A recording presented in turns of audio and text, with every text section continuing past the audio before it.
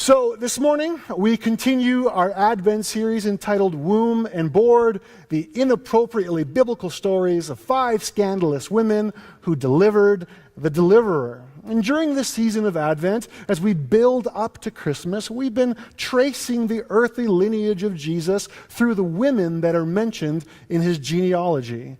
And often when we hear stories about these women, when they're pulled out on their own, they're a bit shady, it seems a little bit scandalous or shameful or disgraceful, but we've been undoing that this past month, and we've been reframing these women for who they are. And you know who they are?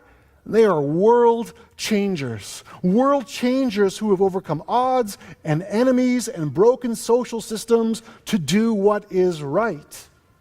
So despite all appearances, these women are virtuous.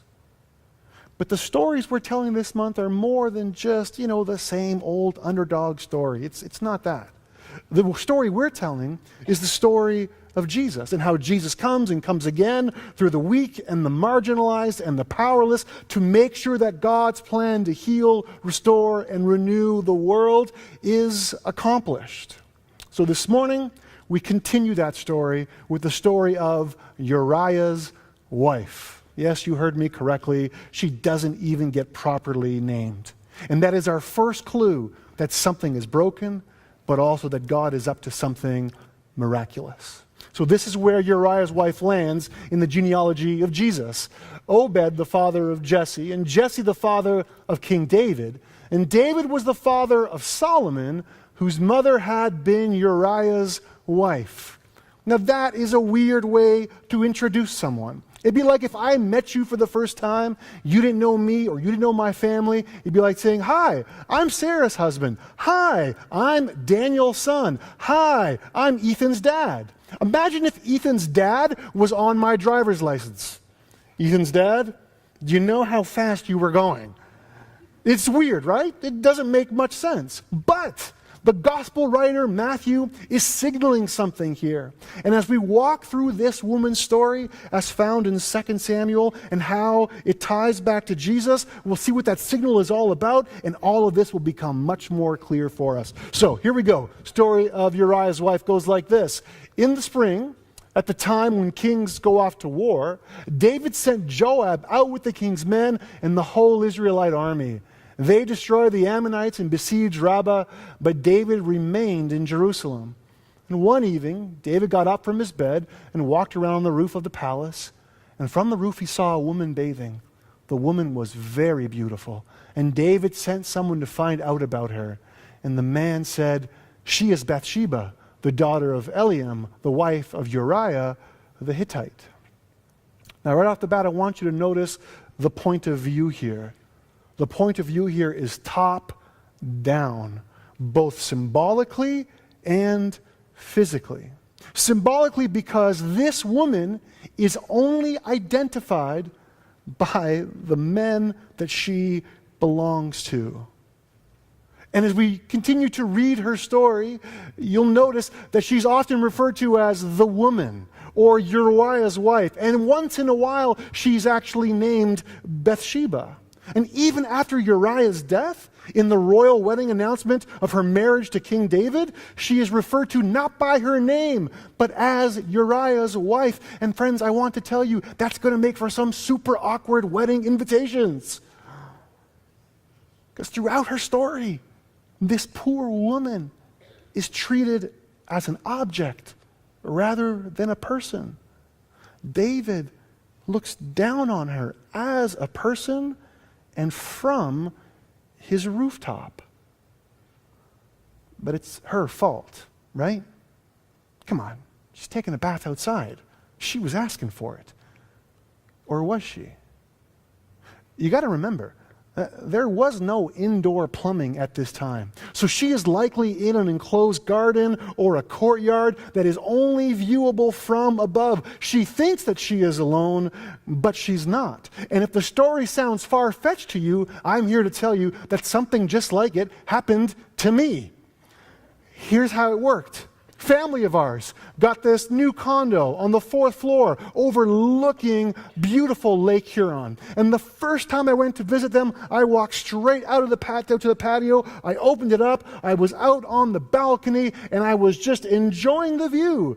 And to my left was this sort of public beach, and as the shoreline continued, there was more beach, but it was hidden. There was a little inlet, and there was trees all around it, so it was kind of covered. If you were down there, it would seem like that you were pretty safe. So I walk out on the balcony, and I look out, and I begin to admire the view.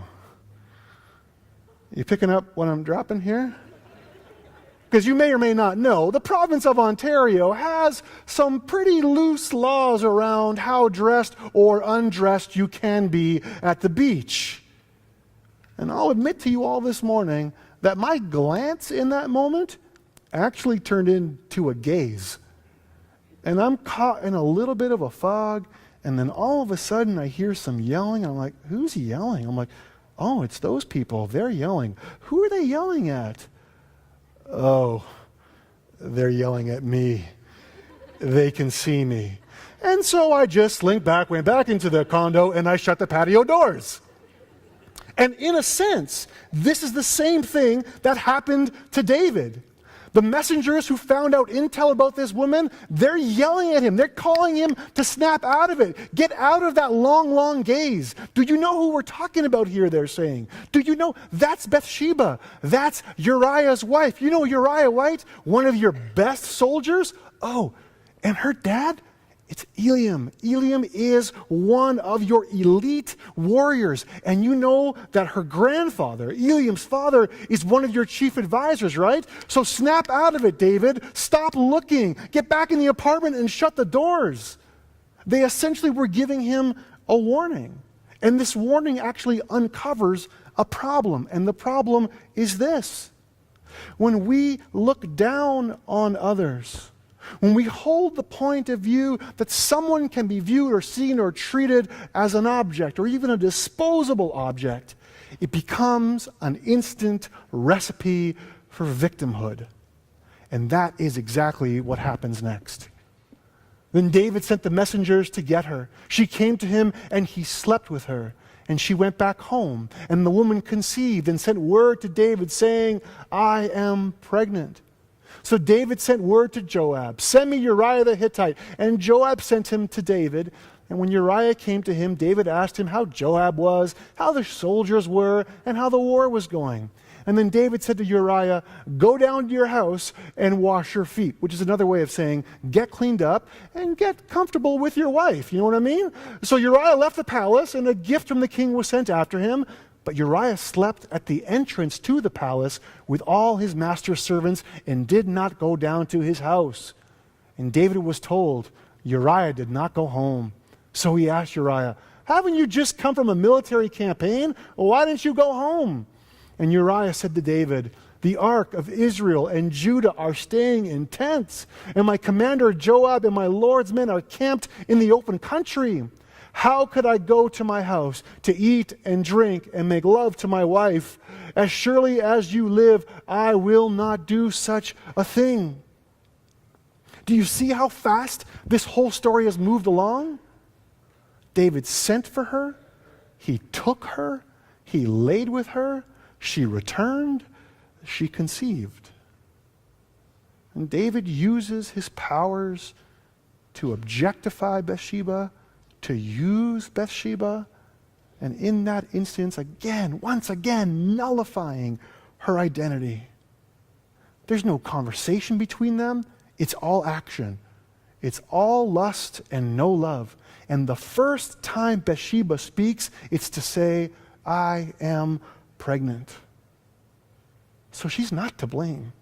She didn't lure David. And because of the power differential, she can't deny him. He is king. She has no other option than to do what he says. So there was no consent. This is on David. Bathsheba is not a temptress. Bathsheba is a victim, as is her husband Uriah. Uriah is obviously a stand-up guy, and in this episode, that stands in stark contrast to how David is acting. So when David is worried that he's going to get caught, he plans this elaborate cover-up. He tries to get Uriah to sleep with his wife, so then when the baby is born, the timing seems legit. He tries this twice. Both times it doesn't work. So David kicks it up into overdrive, and he sends Uriah out back into battle, back to see the general with a note. And in this particular note was word to the general from the king saying, make sure that Uriah does not survive this war. And he didn't. Because soon thereafter, Uriah was sent on a suicide mission. And the whole time he was made to carry and to deliver his own death sentence. And if that part of the story feels far out and far-fetched out to you, I would say to you again, it's not. Because the same kind of stuff continues to happen even today. Because haven't we set up systems of injustice where there's no other possible ending other than to ruin or to destroy people's lives? Systems like the one that Bathsheba is caught in? Because when we first hear her story, I remember my first gut reaction was more, you know what, she should have known better, or she should have done something, or why would she stay with her abuser? Or maybe bring that a bit closer to the present. Maybe you've said or heard it said things like this: those people are lazy. They're just living off the government. Don't give money to those people, they'll just buy drugs. Oh, if she really needed money that badly, why wouldn't she get a real job?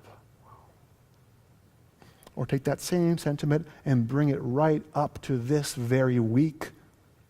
Maybe you heard the news story that there was a 7-year-old asylum seeker who died of thirst under the custody of the U.S. Border Authority. Of thirst. And if you heard the news, you probably heard the commentary.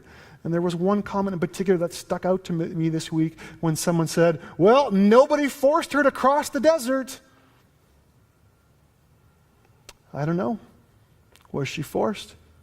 Did her family feel like they had to? What would have happened? What would have caused? What were the systemic issues? What were the happenings that actually made that bubble up and have these people risk their lives by traveling across Mexico and through a desert to try to get into a foreign country? Friends, you and I might not be guilty of that particular instance, but we are responsible. Why? Because we have made an art out of blaming victims.